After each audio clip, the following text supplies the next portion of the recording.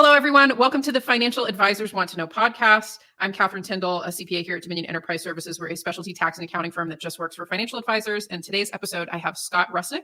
He is an executive coach, expert EOS implementer, and board certified coach for the US and British Olympic teams. He also works for several advisor firms as an EOS implementer. He's the author of the Entrepreneur's Field Guide. He's co-founded and successfully exited multiple businesses, including Schoollogic, Golfnow, HM Systems, and Tutela. Each successful transition has been attributed to the tools within the EOS framework.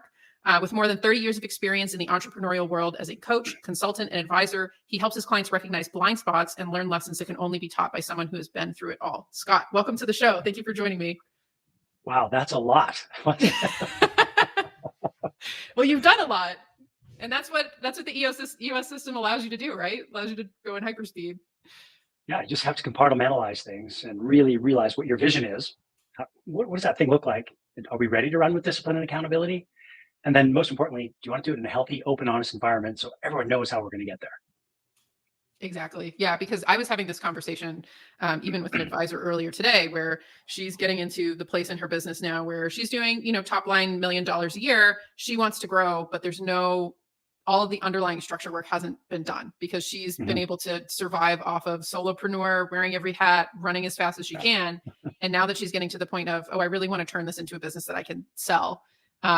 And, a business that's good to sell is a business that's good to own, and really getting some of these frameworks and systems in place so that it can be a more scalable operation. I've seen it be, life-changing for advisors who have been able to implement it. So for people who aren't familiar, which, you have to be kind of living under a rock if you haven't heard of the book Traction before, but what would you say is kind of the first places to start in terms of knowing when it's time to bring in a system like this, what kind of mental resources you need to, allocate for this? Like, where do you see people, where's the start point? Like, where's the purchase point for people that you've been seeing in the financial services industry? Yeah, good question. You're ready to start if all of your people are not aligned, not only on your vision, but they're not aligned on your values, the value system you've got for yourself and in your business. And if those people aren't aligned there and they're not ready to be measured each and every day, every week, every quarter, you probably need a little bit of help. And so for people that are, you're running your practice, you've got a handful of employees, you're starting to feel like the wheels are coming off. What's the first step? Do you tell people, just jump right in, read the book, try to DIY? Like, where do you tell people to start? Yeah. So the interesting thing about EOS and Traction, and Gino's been a fantastic business partner. It's crazy that two guys that could barely get out of high school could help thousands of entrepreneurs. So that part is pretty cool.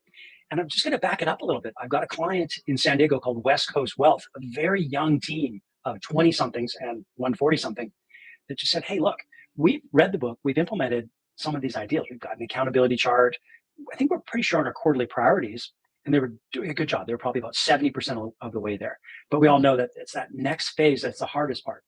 So I came in and I stuck a flashlight in some of the corners and the nooks and crannies. And I said, look, are you really running this thing purely? So we got really straight on their VTO, being their values, what's their core focus, what's their purpose, where they want to be in 10 years, 3 years, one, and what are their rocks. And that stuff for financial advisors is simple. Of course, we can figure that out. But it's watching the bodies in the room, seeing the behaviors that fall into place. That's where a coach can come in. And I'm not asking you to be hired from this podcast. I'm just saying, don't be afraid to bring in a who to get you to where you want to be. And Dan Sullivan calls that who, not how. We can figure out what the how looks like. Who's going to help you get there? Yeah, absolutely. And I think for people, if it's their first rodeo scaling a practice, and also some of those, because even myself as a business owner, it can be a challenge where you kind of have this, okay, well, this is how we were doing things. We try to implement this, and maybe there's some really hard conversations that need to happen, but you don't want to be the one that's instigating it.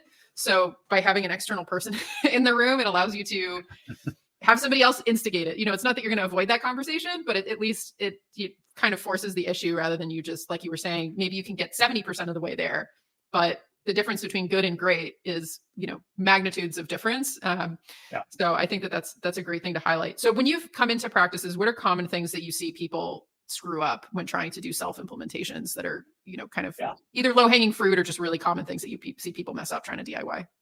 I'll talk about two clients, and I'm sure that they would answer to this as well. One would be Rob Chatterton of Chatterton Associates in Anaheim, and the other one would be Matthew Jarvis, who is a partner in the Perfect RIA.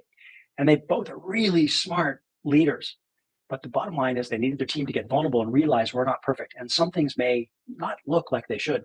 So we've got to instill the cadence. And as the coach, I'm going to inspect that cadence every week and every quarter to make sure you're getting there. So I go to Allen Iverson, who said, practice. Hey, look, I want you to practice. I need you to put these reps in to become a world-class team.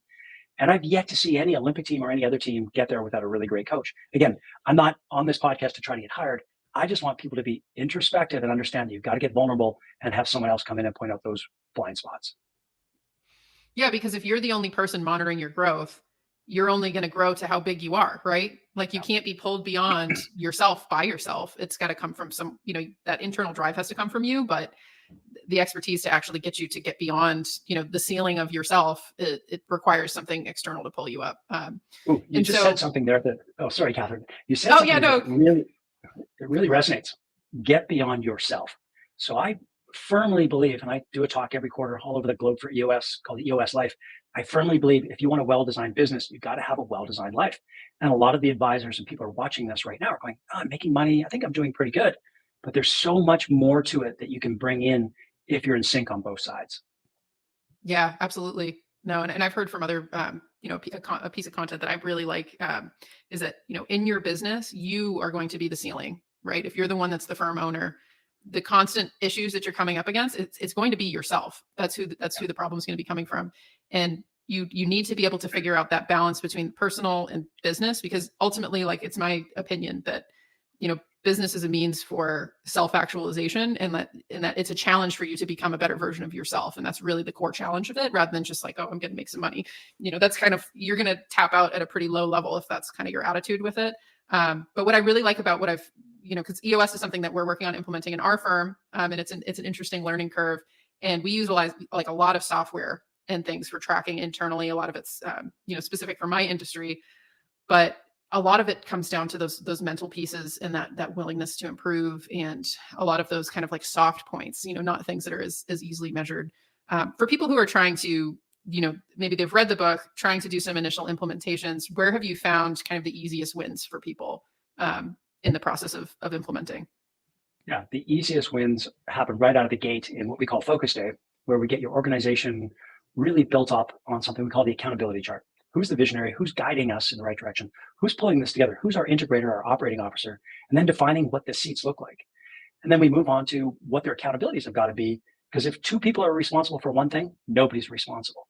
So we set up that reporting structure, and then we give people in the first 30 days, here's the measurables you've got to hit. And then here's the meeting pulse you're going to have with the level 10 meeting once a week for 60 to 90 minutes to get on the same page. So if they can put that in the right direction, much like a kid riding a bike, they're probably not going to fall off, and they'll end in the right spot till we meet them again in another 30 days. Nice. That's great. And then so I think for most people, you read the book, you try to implement some things. Kind of when have you seen, in terms of like organizational scale size or team, number of team members, or just how aggressive their goals are, when do you think it makes sense to really get some professional help and get off the DIY wagon? Yeah. When you can't have healthy conflict and solve issues with your team and be aligned, that's when you need help. So that one for sure, the unhealthy conflict, the passive aggressive, oh, we'll get to it later, priority shifting, that's an important stage. Then we talked at the start about systemization. So I'll go to Chatterton and Associates. They've grown 5 times, and it's nothing to do with me. I'm just the coach. They put the work in, but they've grown 5 times since I started working with them, because they continually go back to those systems and make sure that everyone's operating with discipline and accountability. So they have a fun, loving culture, but there's no hiding. This is how we do things. This is our way. So pretty cool when it comes together. Yeah. And I guess that's probably a key point for people too, where this isn't a matter of adding more and more complexity. It's about getting onto a system and just doing the basics right?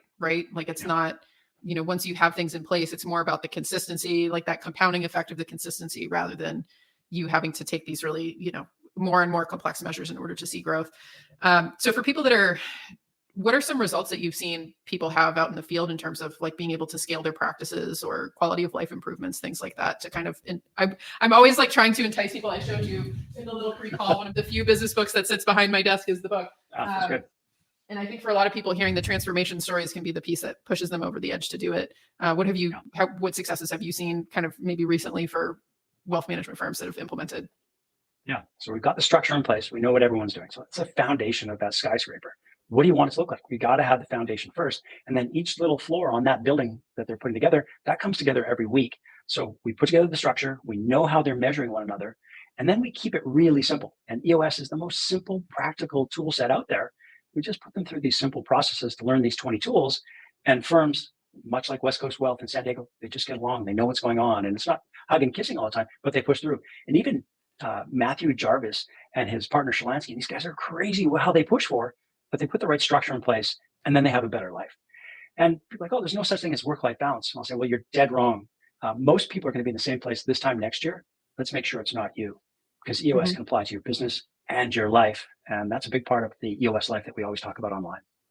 Yeah, that's great. And that's such a good point of, don't limit the system to just the business. Like use it for your personal life too, because you improving, it's all one thing. Like you can't compartmentalize, like you can't get away from, the things that aren't going right in the business aren't going right on the personal side either. So that's a really great point. So for people that say they've implemented the program, they're starting to see results. What have you seen for, challenges that can be reoccurring that are kind of the hardest to eradicate for people in the system? People. So you just said it, people. If you don't surround yourself with people who absolutely live and breathe with your core values, if they don't get what you're doing, they don't get their job, if they don't want it, they don't have the capacity, the mental, the emotional, the time, the physical, and the educational capacity, they're not a fit. So you've got to go to that people analyzer tool, get those core values set up, and really make sure that you're surrounding yourself with those folks. So number one is people. I've helped Dutch Bros Coffee, I've helped NATO defense firms, financial firms. I don't care what the product is, what the solution is. We're all in the people business. So that's number one. If we can't get aligned with those human beings, it's never going to work. Yeah, that's great. And I guess one other challenge that I think a lot of people face is, especially if you're scaling a professional services firm, is, you bring on team members, and then over time, as the organization starts to really accelerate, you have some people that might not be able to keep up with that. And then you run into the issue, which this is something that I think always worries people who are the founders of businesses, is, am I going to get this? I'm always going to be the bottleneck for this business ultimately, because it's going to be my skills as a leader. It's going to be my personal failings. At the end of the day, it's going to rest on me and my own ability. And so for people that are maybe struggling with that, do you have advice in terms of, if you're finding that you want to have certain values or you want to have a certain standard, but you don't live up to that standard all of the time, or you find like, oh, maybe I'm slowing the team down because of this, that, and the other. What pieces of advice do you have for people that might be in that situation? Because you can fire people that aren't performing, but you can't fire yourself. So like, how do you fix for that? Well, we'll have some fun here. You can fire yourself, and let's have some fun with it. You can stay in the business. So if you fit the core values and you're the right person in the right seat, you might not have the capacity. So we've got a tool called the Delegate and Elevate Checklist, which was based on Dan Sullivan's teaching, the unique ability, that says, what do I love to do and what am I great at? Well, then we start to look at what am I not so great at and what do I not love to do? And that's what kills your capacity. For me, I'm not great with details, with taxes, oh my gosh, financial management, admin, calendar. I've got people that do all of that so I can be at my full capacity as a coach. So people have got to know themselves as they grow the team. And then the team has got to know one another as well. So when we go through this exercise, and I bring it up at every session, let's go to your Delegate and Elevate. I want to make sure you're not doing things that are not in your own unique ability. And with people who fit our core values, they get it, want to have the capacity, and they can know themselves and be vulnerable. That's when we get these streamlined firms that'll say, you know what, Scott should be in this box over here. He's fantastic at this. Let's find someone else to do this one thing. Because if he can just run with this, off we go.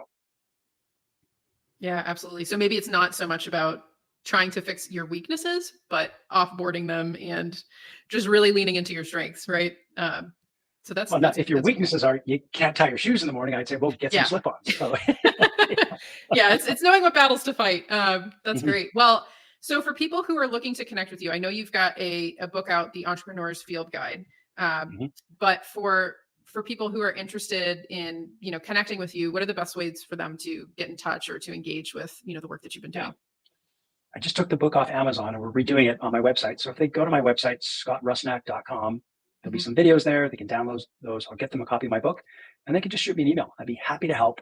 One of our core values at EOS is help first. And if I'm not the right fit, I'll help them find someone that can help them better.